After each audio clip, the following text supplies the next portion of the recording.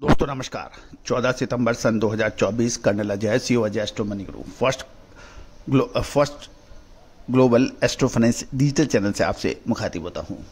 दोस्तों आपको याद होगा लगभग 2 से ढाई महीने पहले हमने खाद्य तेलों में तेजी का अग्रिम अनुमान दिया था। जब सोयाबीन बुरी तरह से पिटाई खा रहा था, सरसों के अंदर भी तेजी नहीं थी।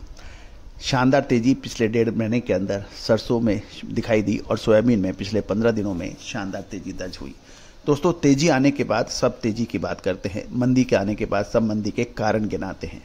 अजय एस्ट्रो मनी गुरु भारतीय अनुसंधान पद्धति एवं फंडामेंटल एनालिसिस से एनालाइज कर आपको अग्रिम विश्लेषण और अनुमान देता है जो सटीक साबित होता है।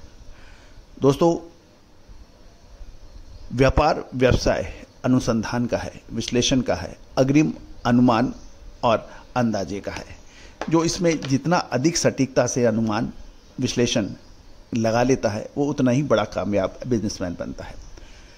पूंजी सबकी बराबर है, रिसोर्स सबके बराबर है, माल सबका एक जगह से आना है, एक जगह बिकना है, लेकिन कुछ लोग आगे बढ़ जाते हैं और कुछ वहीं रह जाते हैं।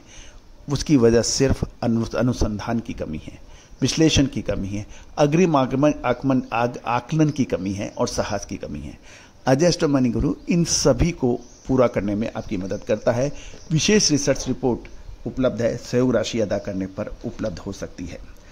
दोस्तों खबर निकल के आ रही है कि भारत सरकार ने कुछ विधानसभाओं के चुनाव जैसे हरियाणा, महाराष्ट्र में कुछ महत्वपूर्ण नीतिगत फैसले लिए हैं। उसमें प्याज और बासमती चावल पर मिनिमम एक्सपोर्ट प्राइस हटाना, साथ साथ खाद्य तेलों पर ड्यूटी लगाना है, जो कि तिलहन और उद्योग और किसान बड़े लंबे समय से इसकी मांग कर रहे थे। जानिए पूरी रिपोर्ट विस्तार से। दोस्तों पिछले कुछ दिनों में खाद्य तेल लगभग 8 से 10% की शानदार तेजी दिखा चुका है, जिसका लगातार हमने सबसे पहले अपडेट दिया था।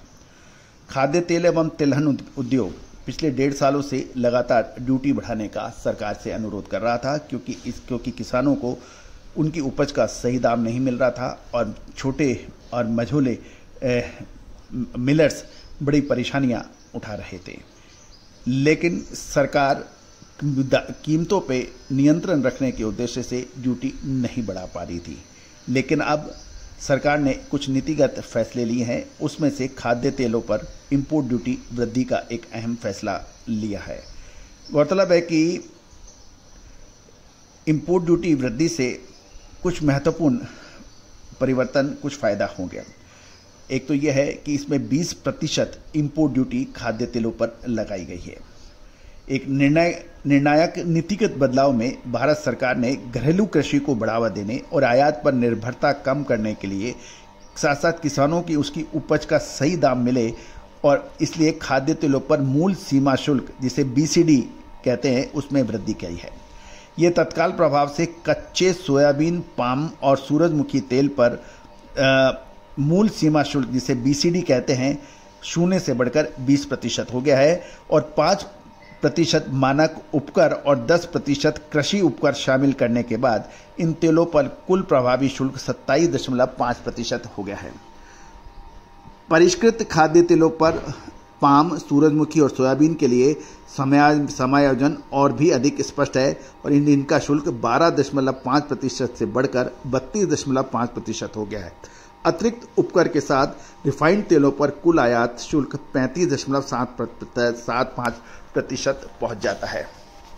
दोस्तों ये अपडेट आपको अजय एस्ट्रो मनी गुरु के जरिए प्रोवाइड की जा रही थी।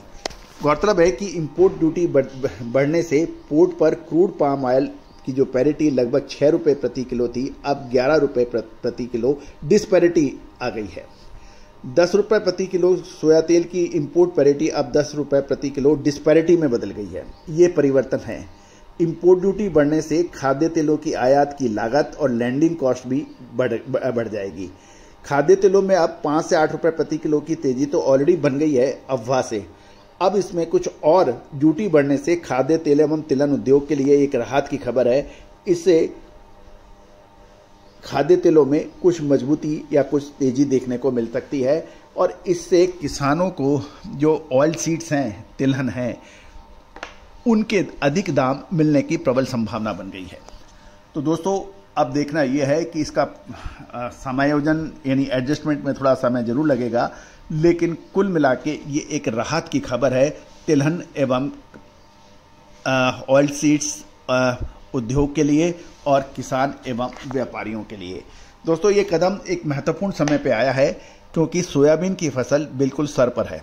गौरतलब है कि महाराष्ट्र, मध्य प्रदेश और राजस्थान सोयाबीन की फसलों के अग्रणीय उत्पादक राज्य माने जाते हैं। महाराष्ट्र और मध्य प्रदेश में तो सोयाबीन का सबसे ज़्यादा उत्पादन होता है। इंपोर्ट ड्यूटी लगने की खबर से सोयाबीन के किसानों को उनकी उपज का अधिक पैसा मिल सकेगा। दूसरी ओर सरकार ने मिनिमम सपोर्ट प्राइस पर सोयाबीन खरीदने की ऑलरेडी घोषणा कर दी है। और लेकिन पॉइंट ये है, किसानों को का ये कहना है कि मिनिमम सपोर्ट प्राइस पे जो सोयाबीन खरीदने की जो घोषणा है वो तो वैसे भी होती क्योंकि सोयाबीन की फसल आ रही है और सरकार को खरीदनी थी, लेकिन किसानों का ये कहना है कि सोयाबीन की एमएसपी 6,000 रुपये प्रति क्विंटल होनी चाहिए, तब किसानों को कुछ फायदा होगा।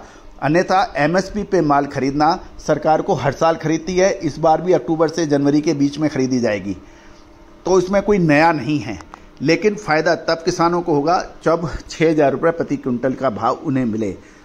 दोस्तों, 6,000 मिलेगा या नहीं मिलेगा ये तो एक अलग बात है, लेकिन इंपोर्ट ड्यूटी लगने से ऑयल सीड्स के दाम बढ़ जरूर जाएंगे, ऐसी प्रबल संभावना है। All the very best, good luck, happy trading.